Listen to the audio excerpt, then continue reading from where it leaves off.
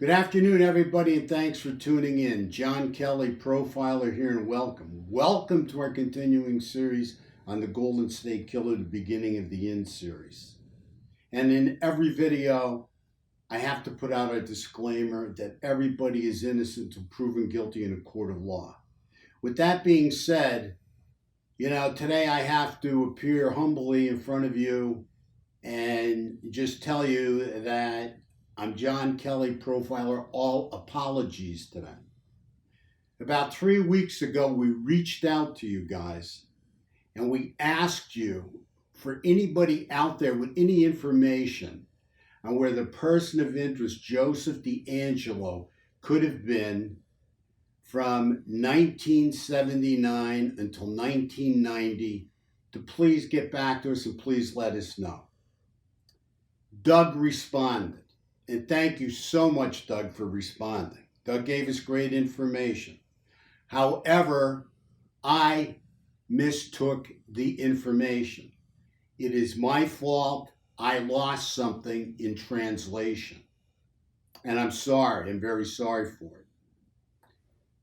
Doug told us that Joseph DeAngelo worked for his trucking company from March of 1984 until August of 1985 as a mechanic.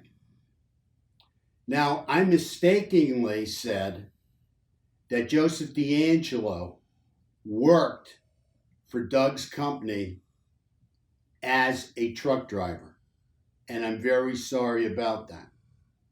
Now, that's a place we can put Joseph DeAngelo, the person of interest in the Golden State murders, from March of 1984 to August of 1985, right in Los Angeles.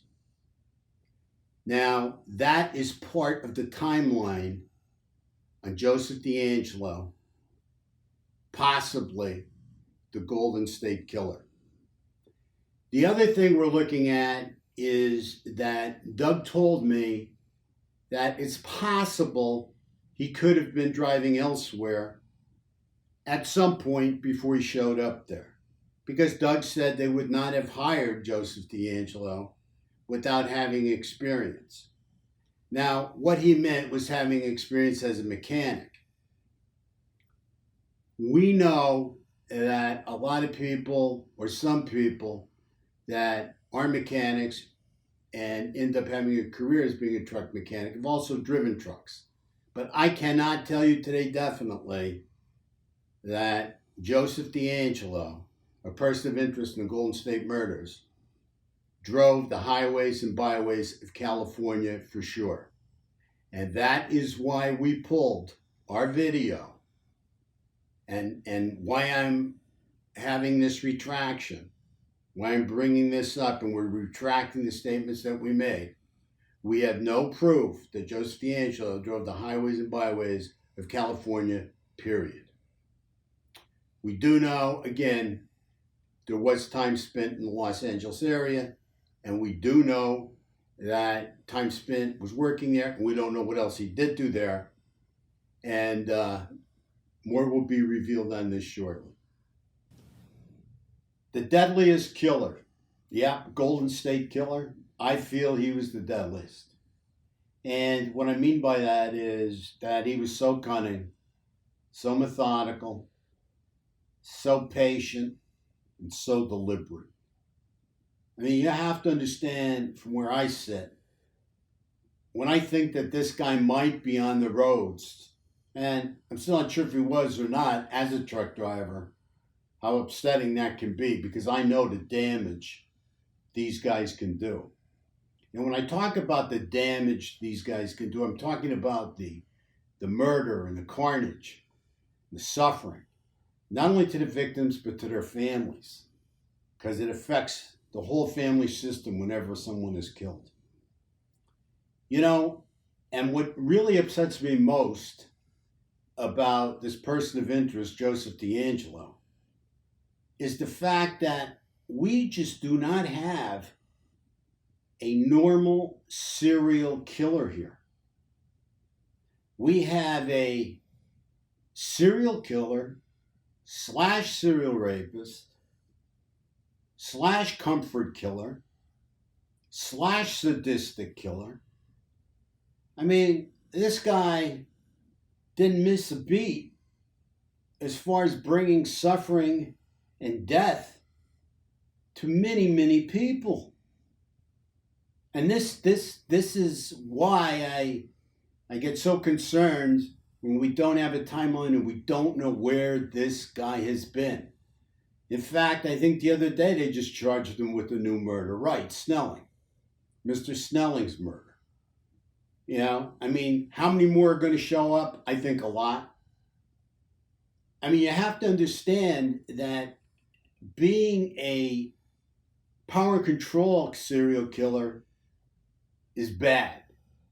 Being a power and control sexual sadist is extremely bad. And when you throw in there what we call a comfort killer, a serial killer that kills for creature comforts, stuff that he can plunder, steal, for whatever reason, to sell, steal money out of the house. I mean, you're talking about combining all three serial killer subtypes together in one murderous, sadistic animal. And that's just the bottom line. So when we look and when I think of where this guy's been, we've got to find that out. We've got to find that out because as I mentioned in the second last video, in the Killer on the Road video, that, you know, you're looking at a guy that really has absolutely no conscience. He has no conscience at all. He has no empathy. And somebody that's like this, that's also hypersexual, and these guys all are hypersexual. Again, I'm bringing back, you know, the information we've gotten recently about Joseph DeAngelo being 72 years old and being at the strip club and still having some libido at 72 years old, no problem. Well, I've got to look at when he was 40. When supposedly 41, he stopped his murderous ways. I don't believe it. I don't believe it for a minute. These guys don't stop like that. These guys just progress. Sometimes the older they get, the worse they get, believe it or not. So it's so important for us to know where he's been. Again, I'm sorry for the mistake I made, because the bottom line is that the buck stops here with me. And it was me that lost the information in translation from Doug. So thanks so much for watching. Thanks so much for tuning in. We really appreciate all your subscriptions. Please be safe out there and make it a great day. Thank you.